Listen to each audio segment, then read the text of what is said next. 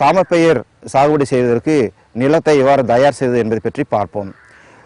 முந்தைய பயிர் அறுவடைக்கு பின்பு நிலத்தை உளிக்கலப்பை கொண்டு ஒரு அடி இடைவெளியில் குறுக்கு நெருக்கமாக ஆழ உழ வேண்டும். இது ஏன் செய்ய வேண்டும் என்றால், குறிப்பிட்ட ஆழத்திலேயே பயிர் செய்ததால் காலப்போக்கில் நிலத்தின் அடிப்பாகத்தில் இறுகிய கடினமான மண்பாகம் உண்டாகும்.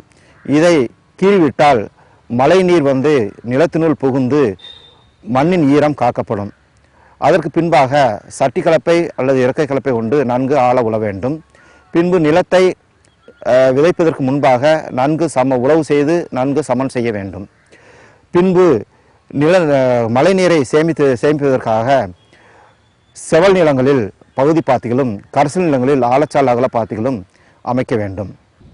நிலம் தயார் செய்யறதுங்கிறது இது நம்ம முதலே சொன்ன மாதிரி ஒரு மானாவாரி பயிர். இந்த மானாவாரி பயிரை வந்து நம்ம கோடை காலத்தில் நிலம் காலியாக இருக்கும்போது கோடை உழவுன்னு சொல்கிற ஒரு தொழில்நுட்பம் இருக்குது. அதை செஞ்சு நிலத்தை நல்லா பண்படுத்தி வைக்கணும்.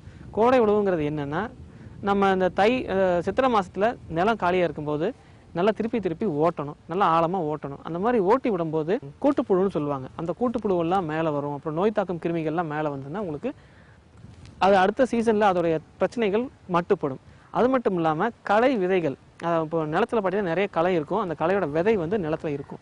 திருப்பி நம்ம கோடை காலத்தில் விழும்போது இந்த களை விதையெல்லாம் அழிஞ்சு போயிடும். அடுத்து நம்ம பயிர் செய்யும்போது உங்களுக்கு வந்து களையோடைய தொந்தரவு கம்மி. இப்போ நமக்கு நிலம் தயார் பண்ணிட்டோம்.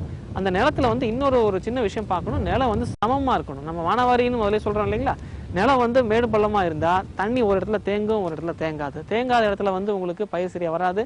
தேங்குற இடத்துல பயிர் நிறையா வரும். சில இடத்துல அது அழுகியும் கூட போக வாய்ப்பு இருக்குது. ஆக நிலத்தை சமமாக வச்சுக்கணும். ஆக இப்போ வந்து நம்ம நிலத்தை பண்படுத்தி ரெடியாக வச்சுருக்கிறோம். முதல் மழை வந்த உடனே, பருவமழையில் முதல் மழை வந்த உடனே ஒரு தடவை நிலத்தை ஓட்டிட்டு அப்புறம் நம்ம விதைக்க ஆரம்பிக்கலாம்.